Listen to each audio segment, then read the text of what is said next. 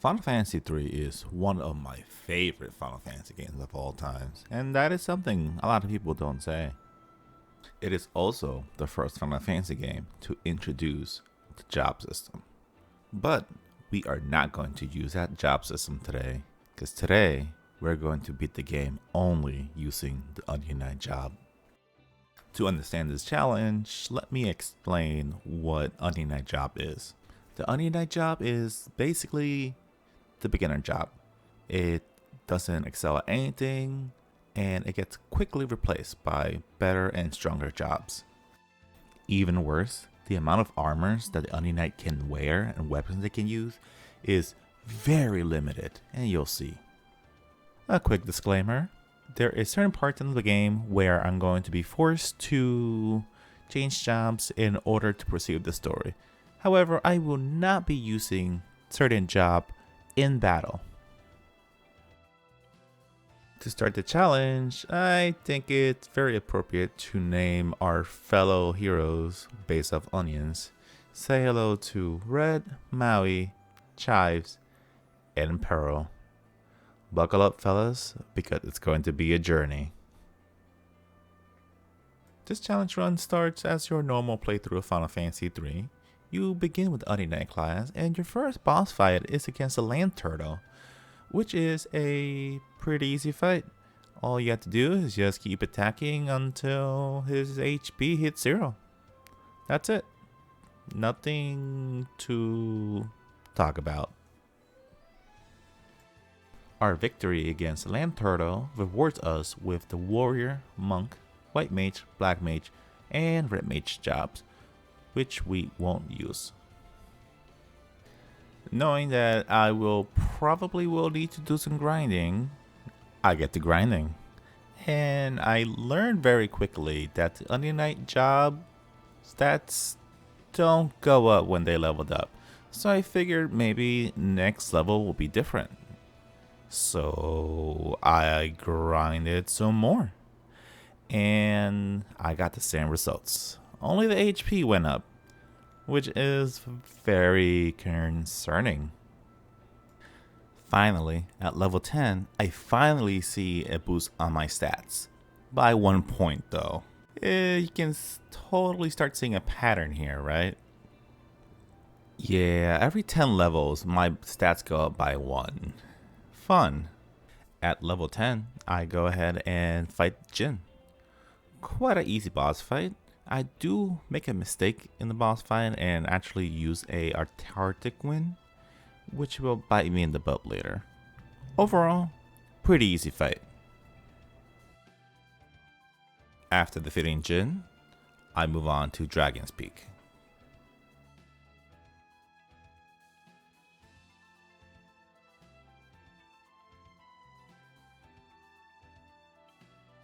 We come face to face with Bahamut, and this is one of those fights that we can't win, and the only thing you can do is run away. At the beginning of the video, I did mention if it's mandatory to proceed with the story, then I would change my job, and this is that case. Unfortunately, I need to use the spell Mini, and Onion Knights can't use magic, so I have to turn one of them into a white mage to use Mini to mini the entire party so we can go through the dungeon. After using Mini on my party, I make sure to actually take my white mage and turn it back into an Onion Knight before proceeding. And I think this is a good time to explain what Mini is. While under the effect of Mini, my onion's physical attack and defense are reduced to 1, which means my onions will be taking a beating and can't dish out damage. The only way to deal damage is to use magic. And as I mentioned before, Onion Knights can't use magic, which is concerning because the next boss fight can only be done under the influence of Mini. Remember when I said that I made a mistake using a Arctic Wind on Jin? Yeah, this was the reason why. Unfortunately, I did not have enough damage-inducing items to finish the fight. So I was there, just doing 1 damage per hit, hoping that I can actually finish the fight I could have avoided this dilemma if I haven't used that Antarctic wind on Jin. But here we at. Still fighting. Still doing 1 damage. At a point, I actually did run out of healing items, so unfortunately I went down. With no plans or ideas on how to defeat the giant rat, I get to grinding and hope that I can think of something. And then, it hit me. I got an Arctic wind in battle. So these damage inducing items can actually be farmed for. So with that, I went back to the giant rat. This time around, I was very prepared for this fight. I waste no time and I start using my damage inducing items, and funny enough, all I needed was just 1 turn. Giant rat went down and we can move on.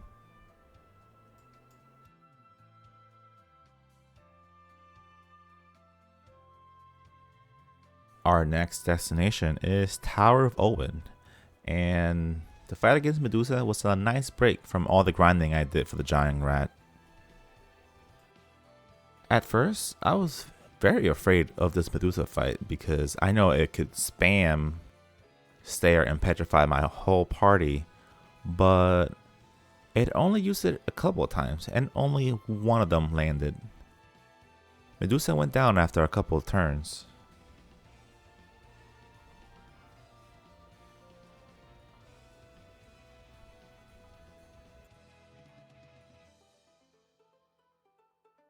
This is where I made a dreadful discovery. Unei cannot equip anything beyond a mithril sword.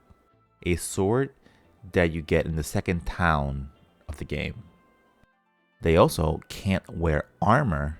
The only thing they can wear is an ice shield, which will prove useful later. With this knowledge, I buy a couple of ice shields, potions, and carry on. The fight against Gutsgo, it was one that could have been challenging. He normally tends to use mini on your party members, but he never decided to use it at all. So all I needed to do is attack, heal when necessary, and in a couple turns, Gutsgo went down.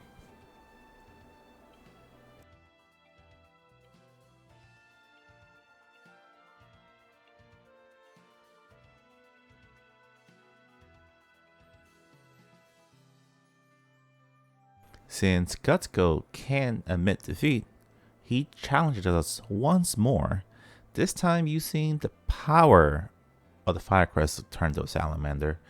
And this fight is when I realized that area of effect attacks are very, very dangerous for me. I really don't have a easy way to heal my entire party members. I can only spam potions 1 at a time. I don't have anything that can target my entire party. So this fight was more of an endurance round. This is where those ice shields that I bought came in handy. Having ice shields reduces the amount of fire damage I take, which is the attack that he tends to spam. So thanks to the ice shield, I was able to reduce the damage I take. But even with that, it was a very tough fight. This is one of the fights that made me question myself if this challenge could have been done. It was way too much for my onions to handle. Way too much healing that needed to be done. And I did not have enough resources for it. But I keep trying. I kept trying to balance out my healing and attacking to see if I can at least squeeze out a victory. And with that, I was able to win.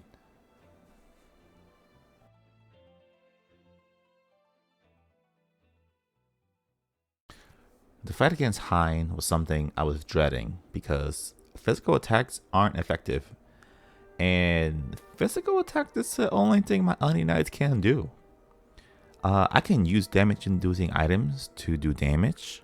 However, Hein tends to always change his weakness. And the way you find out his weakness is by using the Scala job, which we're not using. So I pretty much have to guess what was his weakness. I figured out that his weakness was probably lightning, considering it did a lot of damage. So I rolled with it and hope for the best. It wasn't too much of a bad fight at all.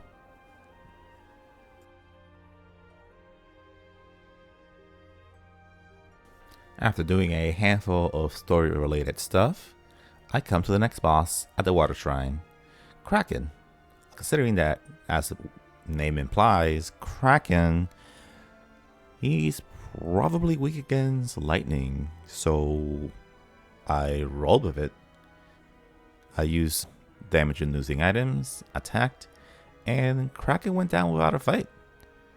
I am feeling very confident so far, but I wonder how much longer it will last.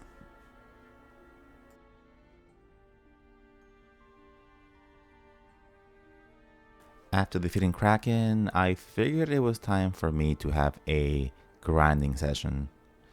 I figured it was a very optimal place to grind outside the water shrine just because I can go back into the water crystal, and the water crystal will actually heal you up, revive your party members, and remove any status ailments, so it was great. After a long grind, I reached level 37 and head to the Golden Manor. I take on Goldor himself, and this is not a bad fight at all. Even with all the confusion that he does, the Dondaga spells, it wasn't too bad. I just had to make sure to be doing damage, heal, and that's it. This wasn't a bad fight because he doesn't have any AoE attacks. All his attacks are single target, which is not bad at all, for me at least. And all that grinding I did at Cave of Tides is definitely paying off. I'm feeling very confident from here on. So I just keep attacking Golden Manor, as you guys see. And anytime now, he'll die.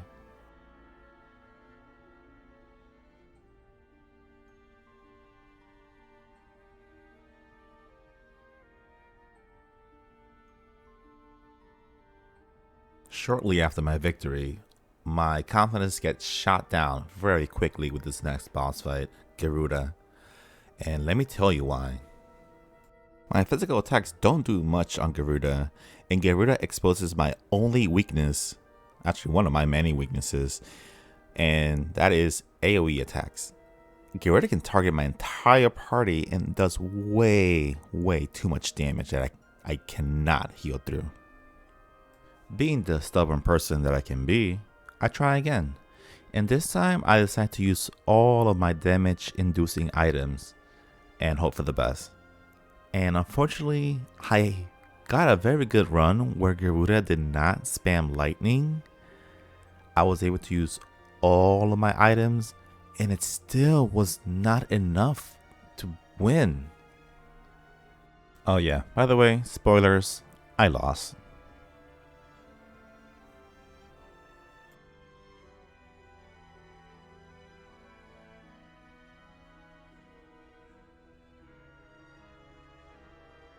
The only thing I could do is level up my party members so they can at least take an extra lightning attack, which hopefully should give me a couple more turns of me attacking and get the victory, right? Well, grinding here was a pain. I only have these small forest tiles where I can grind, and the enemies here hit really hard. The intended way of defeating Garuda is having a party full of dragoons and spamming jump. However, that is not an option for us, unfortunately. The grinding here is so brutal that I keep trying my luck against Garuda and hope that I get a different outcome. And yeah, about that. Garuda just kept spamming lightning over and over again. After taking a mental break and a couple grind sessions later at level 41, I decided to try once more and hope that I can finally beat this. And I started with using a couple of items that I collected throughout my grind called Raven's Yawn, which does a lot of damage surprisingly.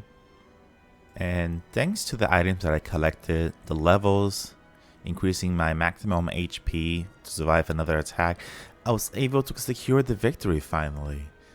That was very, very painful. At least I'm not stuck anymore, right? Well, after a lot of story, I meet our next boss. Hecatoncheir. Yeah, him. And this was basically another obstacle. He loves to spam area of effect attacks, and that is my biggest weakness at this point. And there's no way I'm defeating this dude. So I do the thing a stubborn man would do and try again and hope for a different outcome. And there was no way I was beating this dude at all at my current level. The thing is, if he just spams Quake twice, it's game over for me. And it's not even worth healing. I just can't out heal the damage that he does. So you know what happens after a losing montage? We go grinding. And I have found that grinding at the catacombs underwater, it is actually a very good place to gain some experience. It is also a great place to collect items that do damage, because that's what I need the most. I do want to take this moment and say that this is actually the first video that I have ever edited. So the quality might not be to standards to other videos that focuses on self-imposed challenges, but this is something that I am proud of making, and I do hope that you are enjoying this. Depending on how this video does, maybe I can do some more challenges, either Final Fantasy 3 or other Final Fantasy games. Let me know what you guys want to see. This is something I did put a lot of work into, so I am really hoping that you guys do enjoy it. Anyway, let's return back to the challenge. We do return back to that dude, and we try again. We waste no time and burn through all of our items. I do get lucky that he is not spamming Quake as often as he normally does. So I am doing good so far. However, with my little bit of bulk, I can at least survive up to 3 if I am lucky. And that's what actually ends up happening. And I managed to squeeze the victory barely. Unfortunately, there is worse things coming up ahead with the next boss fight. And this one was actually, again, very hard. Because it was not only one boss fight that we needed to do, but 2 back to back without any room for healing in between. Meet Doga and Unei. Both of them love to spam magic attacks, which I can kinda use to my advantage if I play my cards right. Because you see, right before this boss fight, I was able to get some items that basically give me reflect. And if they do cast flare on the person that has the reflect, I can actually make it bounce back. But again, the items that I have for that are very limited. And this is one of those fights that I cannot brute force. I have to make sure that I play all my cards correctly, One thing I have to do before ending the first fight is to make sure that my party is decently healthy for the second fight. While editing, I make sure to use 4 times speed on this fight because it was also a very long fight. I tried this fight multiple times and this attempt was one of my best. During all of my attempts, I had the same issue. I reached Unei with half my party KO'd, and it was impossible to revive them because Unei would just spam Snowstorm and KO them again with no time for me to heal them. If I could at least get a heal in between the fights, maybe this fight could be done, but right now, I'm struggling.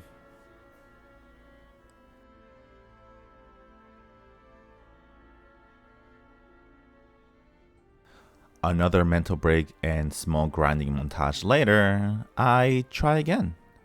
And this time I actually decide to stream my attempts for my friends on Twitch.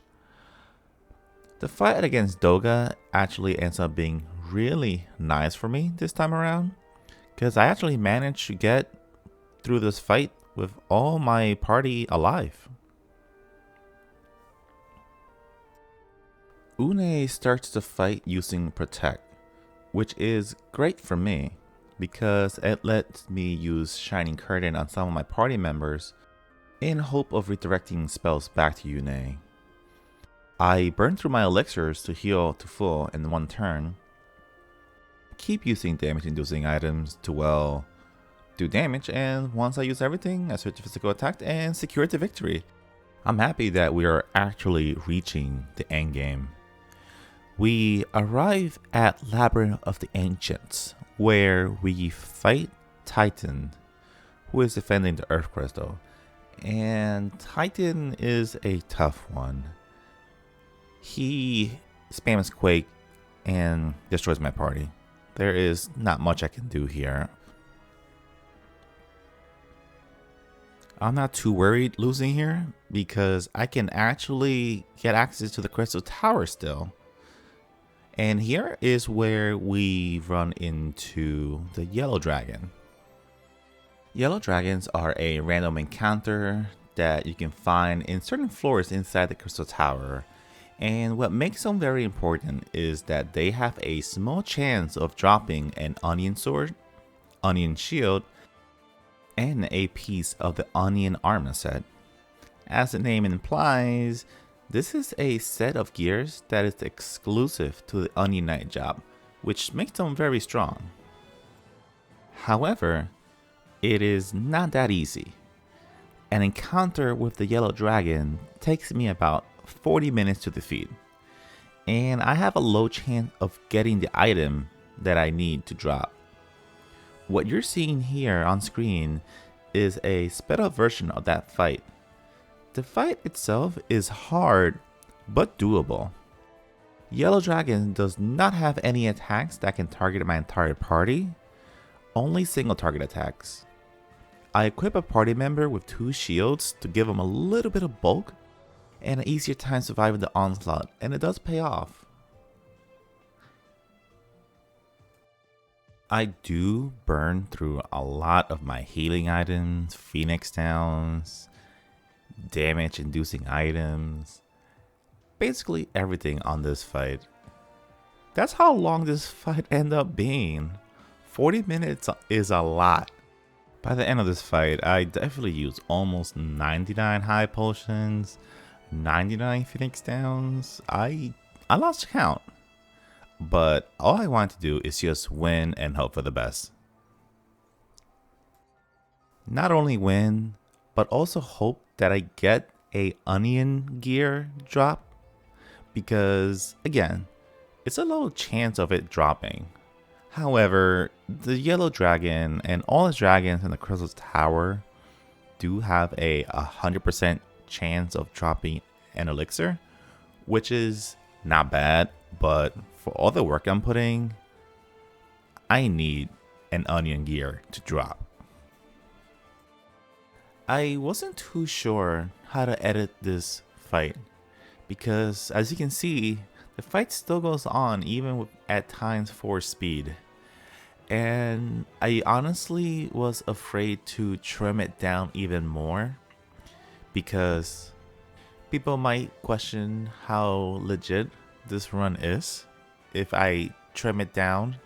But yeah, what you're seeing is just me struggling for a good 40 minutes against the yellow dragon. I do want to, again, thank you all for watching this video. Even though it's not done and we have a while to go.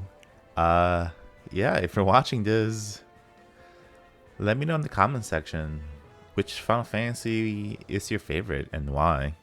For me, I have to say my favorite Final Fantasy are Final Fantasy 3, 4, 14, and you know what? There's actually a lot of Final Fantasies out there that I truly do enjoy. But yeah, let me know which ones are your favorites. Also, if you are enjoying what you see, click on that subscribe button. I will definitely, depending on the feedback I get, continue doing more runs like this. While you're at it as well, you can also smash that like button, right? You can also check me out on Twitch, Solitary Scar.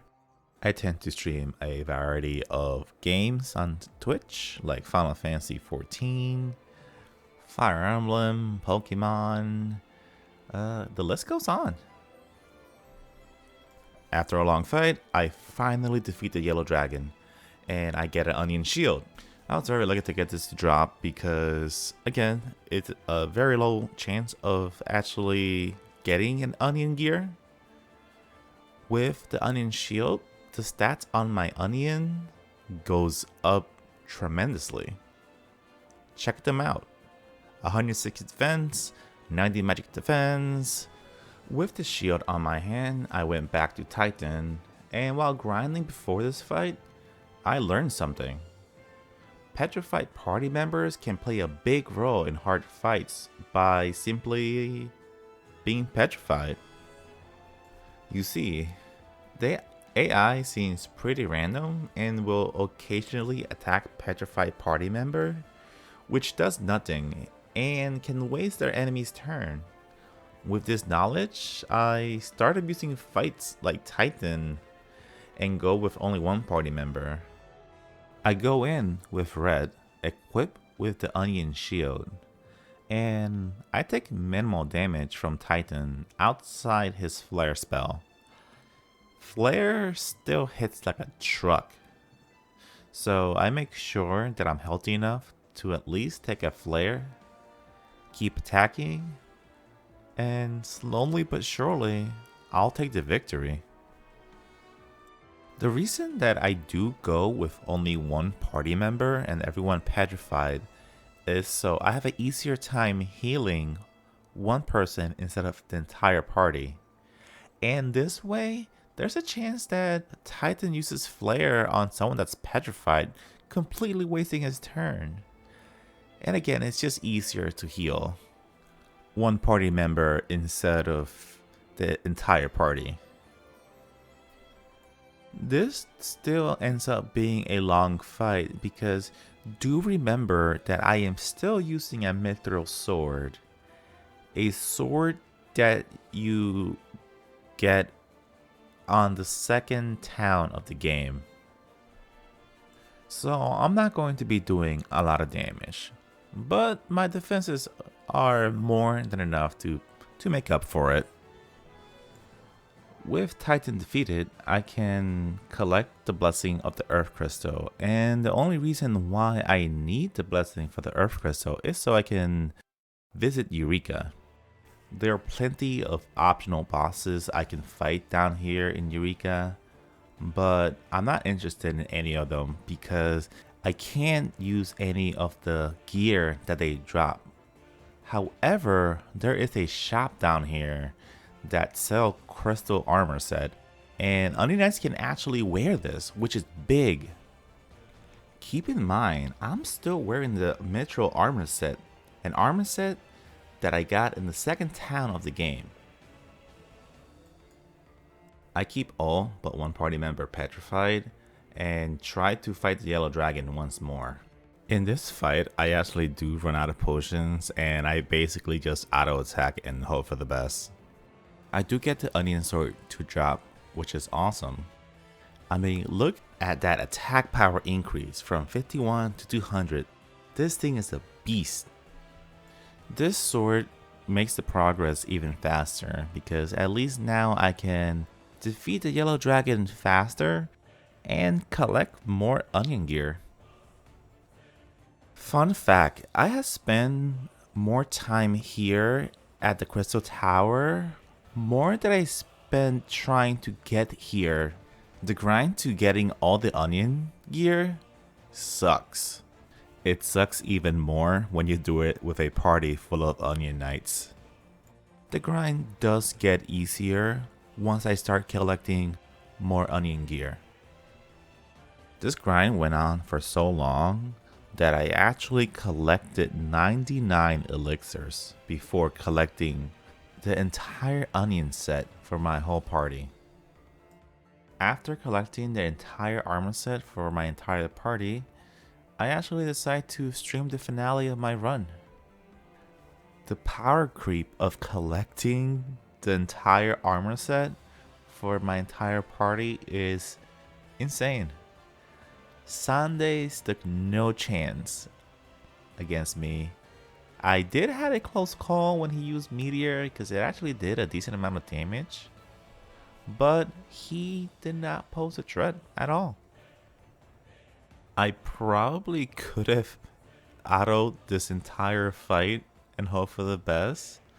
That's how easy it was.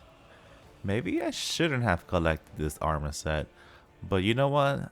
I think I deserve it. After defeating Xande, we get thrown into the dark world where we have 4 boss fights that we need to do in order to fight the final boss. And these boss fights are a joke. Echidna went down first.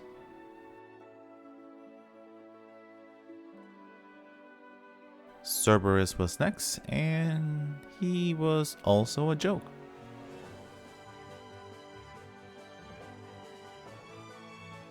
Next up was the 2-headed dragon, and look, I'm not even gonna sugarcoat it. It was also a joke.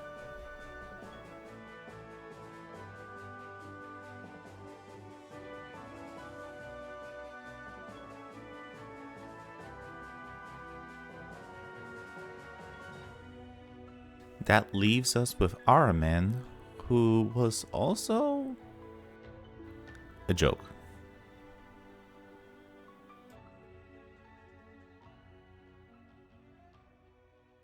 With all 4 bosses defeated, it is time to take on the Cloud of Darkness. And this fight had AoE attacks that I was concerned about. Cloud of Darkness does love to spam Particle Beam, which targets my entire party. I had no way to heal through it until I remembered that I collected 99 elixirs from hunting dragons. Normally, elixirs is something you want to save until the end of the game, and I'm pretty sure this is it. This is the end of the game, so we get to burn through all of our elixirs. I try to balance out dealing damage and healing, and the best way that I came up with is to have 2 of my party members focus on attacking while the other 2 focus on using elixirs. It worked out well, and I was actually able to heal at a steady pace while dealing damage. Cloud of Darkness does have a lot of HP, so it's gonna take a while before she goes down. So I just gotta keep healing up, because if somebody dies, I don't think I'll be able to use the Phoenix Down and heal them back up right away, since they'll probably die again from Particle Beam. As the fight goes on, I start to notice that this is the whole fight. Cloud of Darkness doesn't have any attacks other than Particle Beam, which, thanks to the elixirs that I've collected, healing through it is pretty easy. Cloud of Darkness doesn't have any powerful spells like Death that can one-shot me, so basically this fight is free. Given that I don't mess up the healing, I should come out victorious, hopefully. Right?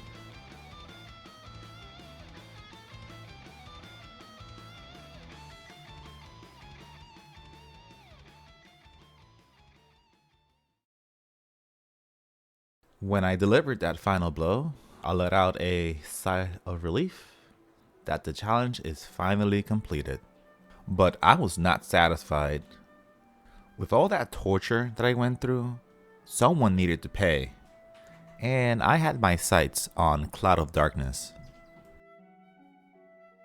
So I started grinding. And at these late levels, the Unei class starts getting a growth spurt, you can see. At level 99, all of my stats are at 99. And with this, it's time to bully Cloud of Darkness. I'll let you see how that went, because Cloud of Darkness could not touch me.